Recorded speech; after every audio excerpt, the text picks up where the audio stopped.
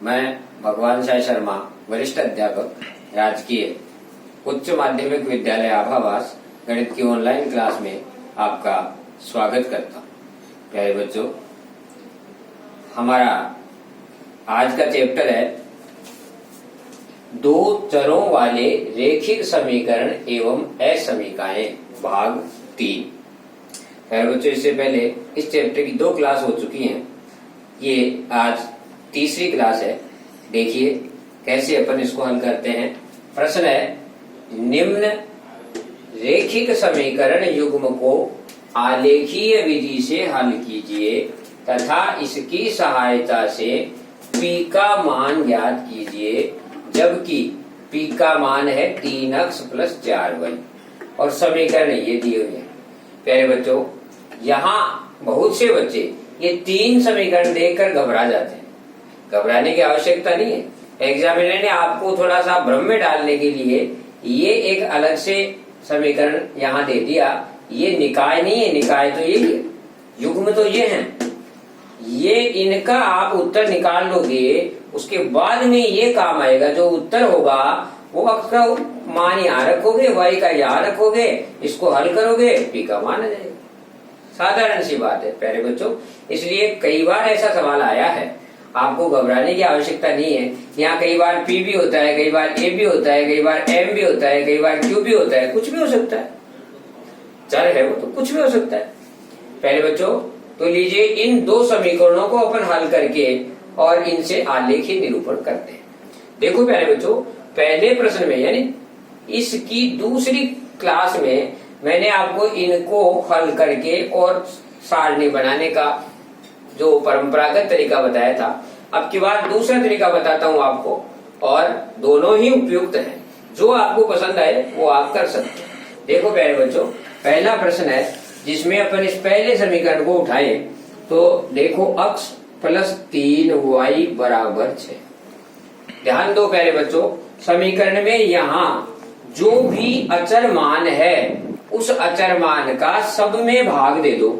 यहाँ भी 6, यहाँ भी 6, यहाँ भी 6। आया समझ में?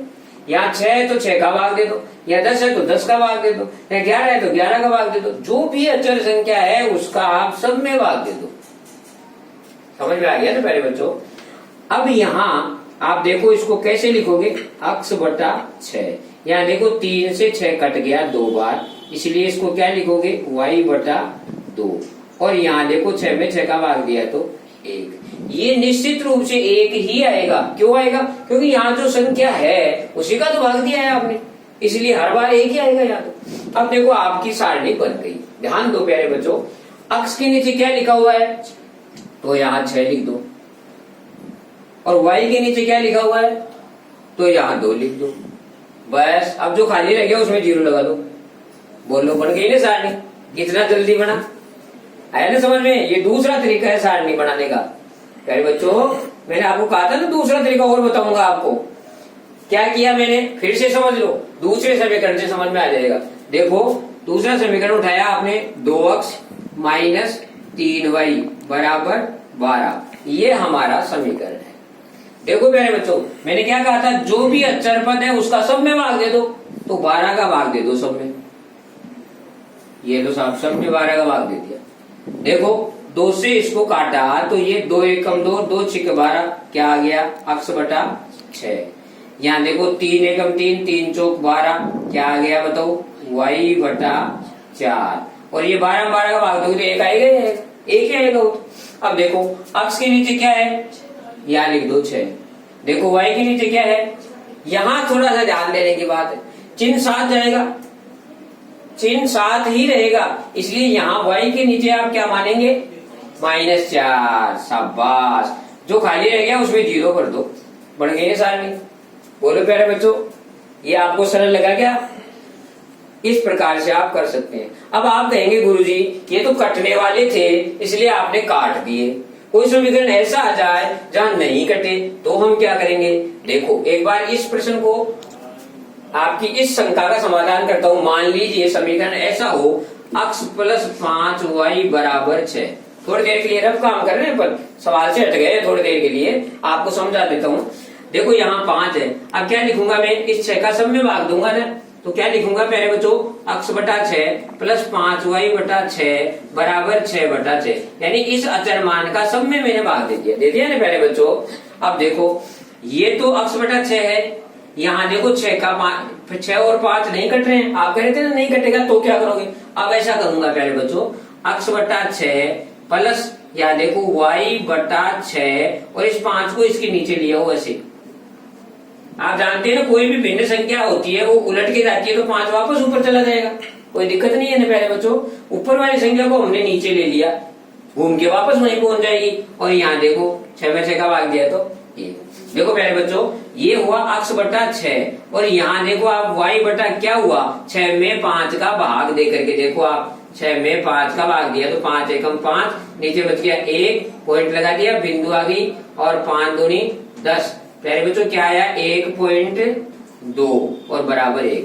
देखो अब इसकी सारणी में अपन क्या करेंगे पहले बच्चों, इसकी सारणी में हम ऐसा करेंगे कि x की जगह तो x के नीचे तो 6 है इसलिए 6 लिख देंगे, ठीक है ना पहले बच्चों, और y के नीचे 1.2 है इसीलिए y वाले में 1.2 लिख देंगे, और यहाँ इसके नीचे तो 0 इसका खाली है वहां 0, समझ गए।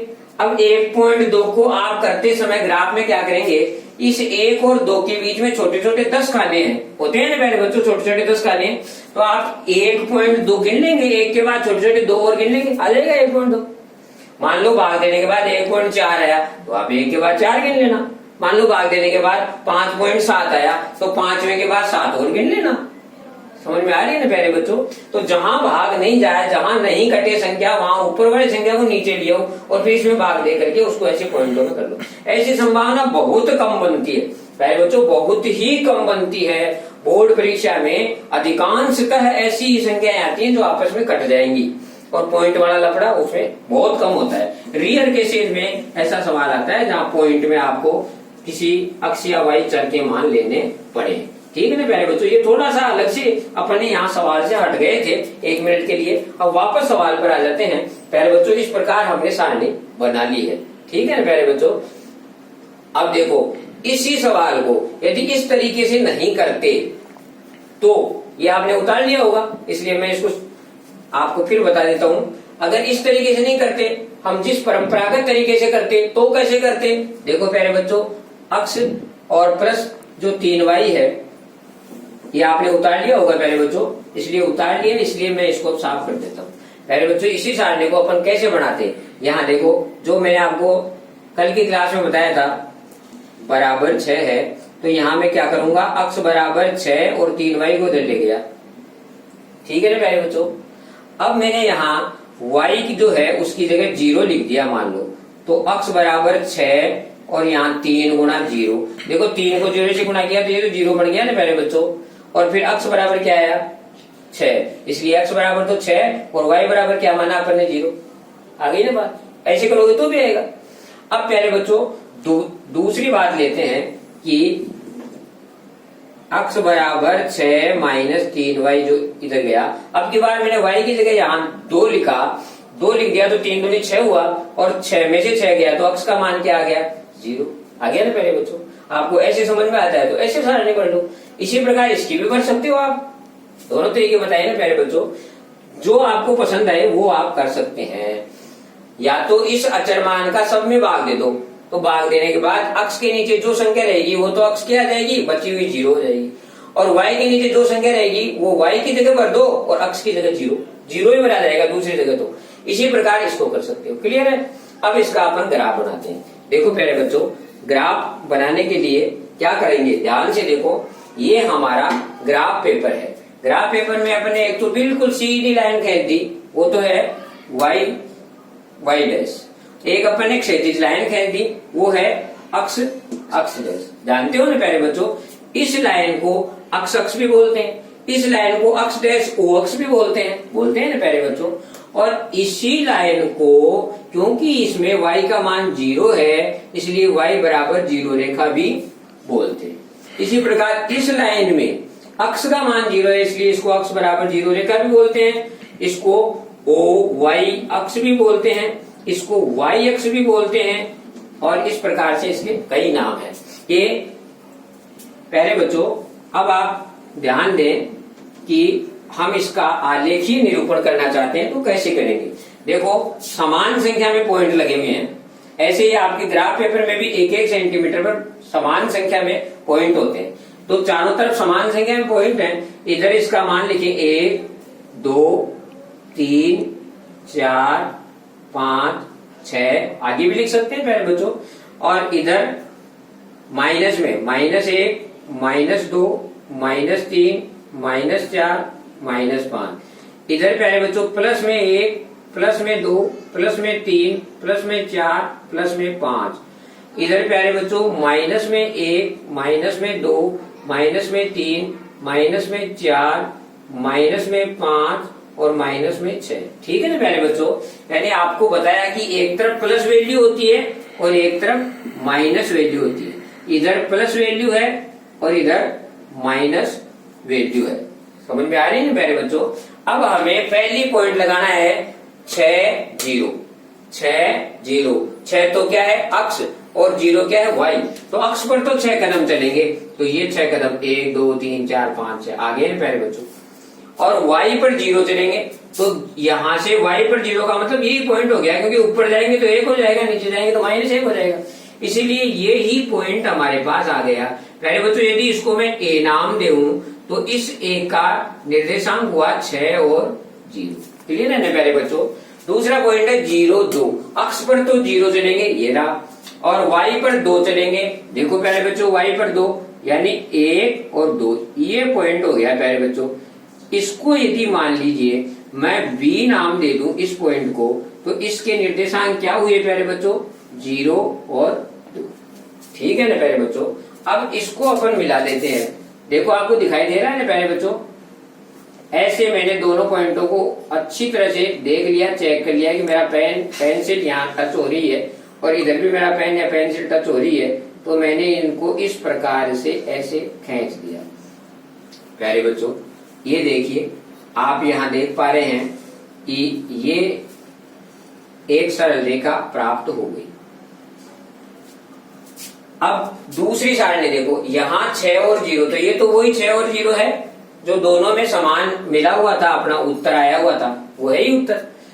अब दूसरा पॉइंट है 0 और -4। देखो प्यारे बच्चों अक्ष का मान 0 ये रहा, y का मान -4 1 -2 -3 -4, ये पॉइंट आ गया। समझ में आ रही है ना प्यारे बच्चों आपको। ये जो पॉइंट है वो -4 का पॉइंट है और ये पॉइंट आ गया। अब हमें इन दोनों को मिला देना है। दिख रहा है ना प्यारे बच्चों आपको, देखो दिख रहा है ना प्यारे बच्चों। और इस प्रकार से प्यारे बच्चों मैं इसको ये देख लो, अब आपको दिखाई दे रहा होगा ना प्यारे बच्चों। ऐसे मैंने इसको अच्छी तरह से टच किया दोनों तरफ और फिर इसको ऐसे मैंने यूं लाइन को खींच दिया। ये देखो ये सरल रेखा प्राप्त हो गई। ये जो ग्राफ है प्यारे बच्चों वो किसका था, अक्ष प्लस 3y बराबर 6, इसलिए यहां लिख दूंगा अक्ष प्लस 3y बराबर 6। ये किसका था, दो अक्ष -3y बराबर 12। दोनों समीकरणों का रेखीय निरूपण आलेखीय निरूपण कर दिया ना प्यारे बच्चों। और ये दोनों कहाँ टच हुए, यहाँ एक दूसरे को काट रहे, इसलिए उत्तर कितना हुआ, समीकरण का हल क्या हुआ, समीकरण युग्म का हल, समीकरण युग्म का हल हो गया अक्ष बराबर तो 6 और y बराबर 0। ठीक है ना प्यारे बच्चों। अब हमें इस p का मान निकालना है, तो ये मान उसमें रख देंगे। तो देखो हमें p का मान निकालना है 3 अक्ष प्लस 4y बराबर p है। ठीक है ना प्यारे बच्चों। तो 3 गुणा अक्ष की जगह तो 6 और 4 गुणा y की जगह 0 और तब आ जाएगा p। यहाँ देखो 18 हो गया और प्लस 0 और बराबर p, तो 18 बराबर p, यानी हमारा p बराबर कितना आ गया प्यारे बच्चों, 18 आ गया ना आपका उत्तर प्यारे बच्चों। दो उत्तर है, एक तो समीकरण का हल, ये आपका उत्तर है, और एक पी का मान, ये भी आपका उत्तर है प्यारे बच्चों। अब देखो कई बार प्रश्न ऐसा भी आ जाता है परीक्षा में, देखो आपसे इसी सवाल में या किसी अन्य सवाल में ये पूछ सकता है कि ये दोनों समीकरण y अक्ष को किस बिंदु पर छूते हैं, किस बिंदु पर काटते हैं। तो आपको घबराने की जरूरत नहीं, ये जो पॉइंट है इस पॉइंट का अक्ष मान तो क्या है 0, ये आपका उत्तर, और y मान क्या है 2, यहाँ काटते हैं। इसी प्रकार इस पॉइंट का पूछे तो आप इसका बता सकते, ठीक है ना प्यारे बच्चों। अच्छा दूसरी बात, कई प्रश्न ऐसे भी आते हैं जिनमें यह कहता है कि इसके द्वारा बनाए गए y अक्ष के साथ बनाए गए त्रिभुज को रेखांकित कीजिए। तो देखो ये y अक्ष है, इसके साथ इन दोनों रेखाओं ने ये त्रिभुज बनाया कि नहीं प्यारे बच्चों, दिख रहा है ना आपको, ये A, ये B और ये C पॉइंट है मान लो। तो C पॉइंट के निर्देशांक क्या है, अक्ष का मान तो 0 और y का मान -4। तो अब आप देख रहे हैं कि ये ABC त्रिभुज बना, इसके लिए कहता है रेखांकित करो, तो आप इसको ऐसे रेखांकित कर देना, लाइनिंग कर देना, इसमें हो गया रेखांकित। आ रही है ना समझ में प्यारे बच्चों। अच्छा एक बात और बता देता हूं मैं आपको, कई बार प्रश्न में ये जो समीकरण है वो दिया हुआ ही नहीं होता, ये भी हमें ही बनाना होता है। जैसे मान लीजिए प्रश्न आ जाए कि 5 अभ्यास पुस्तिकाओं, प्यारे बच्चों ये आपको समझ में आ गया होगा, मैं इसको थोड़ा सा मिटा देता हूँ यहाँ से, आपने देख लिया होगा, उतार लिया होगा। प्यारे बच्चों कई बार ये समीकरण दिया हुआ नहीं आता, मान लो ऐसे आता है 5 अभ्यास पुस्तिकाओं तथा 4 पेन का मूल्य 70 रुपया है, और 5 अभ्यास पुस्तिका 4 पेन का मूल्य तो 70 रुपया है, और 3 अभ्यास पुस्तिका तथा 7 पेन का मूल्य 65 रुपया है। तो समीकरण युग्म का आलेखी निरूपण कीजिए। समीकरण ही नहीं दिया अभी तो हमारे को, घबराओ मत प्यारे बच्चों, हमने 8वीं क्लास में, 7वीं, 9वीं में सब में समीकरण बनाने सीखे। तो हम यहाँ अभ्यास पुस्तिका का, एक अभ्यास पुस्तिका का अक्ष मान लेंगे तो 5 का क्या हुआ 5 अक्ष, प्लस 1 पेन का y मान लेंगे तो 4 का क्या हुआ 4y, और बराबर 70। बन गया ना पहला समीकरण। और यहाँ 3 अभ्यास पुस्तिका है इसलिए 3 अक्ष, और 7 पेन है इसलिए 7y, और कितना है 65। बन गया ना दूसरा समीकरण। मत घबराओ प्यारे बच्चों, हम है ना आपके साथ। इस प्रकार जब समीकरण नहीं दिया हुआ हो तो भी आप समीकरण बना सकते हैं। कई बार आ जाता है 5 संतरे और 4 टमाटर का मूल्य ये है, तो उसमें घबराने की जरूरत नहीं है, आप उस संतरे का मूल्य तो अक्ष मान लो, टमाटर का y मान लो। तो वैसे भी आप कर सकते। कई बार आ जाता है कुर्सी और टेबल का नाम आ जाता है, तो भी मत घबराओ, कुर्सी का अक्ष मान लो, टेबल का y मान लो। तो आप ऐसे समीकरण बना सकते हो। अब प्यारे बच्चों मैंने आपको 2 तरीके बताए थे, इसी सवाल में आपने अच्छी तरह से देख लिया, सारणी को भरने के 2 तरीके बता दिए मैंने आपको। एक तो इस जो यहाँ कोई भी मान है उसका सब में भाग दे दो, और जो आपस में कट जाएगा तो फिर अक्ष के नीचे जो संख्या रहेगी वो तो यहाँ अक्ष के सामने भर दो y0, y के नीचे जो संख्या रहेगी वो यहाँ y भर दो, ऊपर का अक्ष 0। ऐसे आप इसको कर सकते हैं। दूसरा तरीका मैंने आपको बताया था, एक चीज को इधर दूसरे को उधर ले दो, वो भी आप कर सकते हैं।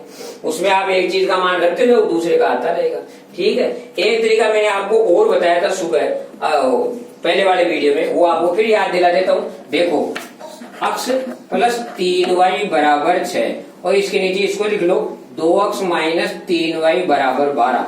रफ कॉपी का काम बता रहा हूँ प्यारे बच्चों, सवाल तो हो गया आपका। इसमें आप रफ कॉपी में जाकर के सवाल करने से पहले ही पीछे रफ कॉपी में जाकर के उत्तर चेक कर सकते हो आप। देखो यहाँ y का 3 है, यहाँ y का 3 है, समान है ना गुणांक, इसीलिए इसको आप जोड़ दो, जोड़ेंगे तो कट गया। और यहाँ कितना हुआ देखो, जोड़ेंगे तो 3 अक्ष, और ये कितना हुआ प्यारे बच्चों 18। अक्ष बराबर कितना आया 18/3 यानी 6। अक्ष का मान कितना आया 6। अक्ष का मान आया कि नहीं 6, देखो आया। अब इस अक्ष का मान किसी भी समीकरण में लिख दो प्यारे बच्चों, अक्ष प्लस 3y बराबर 6, तो मैंने यहाँ 6 लिख दिया, प्लस 3y बराबर 6। देखो प्यारे बच्चों 3y बराबर 6 तो ताई ये इधर गया तो माइनस हो गया, यानी क्या हो गया 0। 3y बराबर 0 हुआ तो y बराबर 0/3 यानी 0 ही तो हुआ ना प्यारे बच्चों। तो y का मान 0 और अक्ष का मान 6। ये देखो 6 0 6 0 आया ना, यानी उत्तर आपका आ चुका है। तो मैंने आपको हर प्रकार की समस्या सोल्व करने का तरीका बताने की कोशिश की है। आप पहले बच्चों हमारे ये मोबाइल नंबर हैं और हमारा ये चैनल है भगवान शर्मा 1973, इसको आप सब्सक्राइब कर लें। और सब्सक्राइब करने से एक फायदा होगा कि मेरा वीडियो YouTube पर अपलोड होते ही तुरंत आपको सबसे पहले मिलेगा। इसीलिए आप मत घबराइए और परीक्षा में अच्छे से अच्छे अंक प्राप्त कीजिए। परीक्षा में जब आप जाएं तो कोई तनाव नहीं लेना है, आप हंसी खुशी जाइए। और जिस प्रकार हम किसी उत्सव में जा रहे हो तो आपको बहुत ही अच्छा फील होगा, अच्छे नंबर आएंगे, घबराने की कोई आवश्यकता नहीं है। गणित का होमवर्क मन से निकाल दीजिए। धन्यवाद।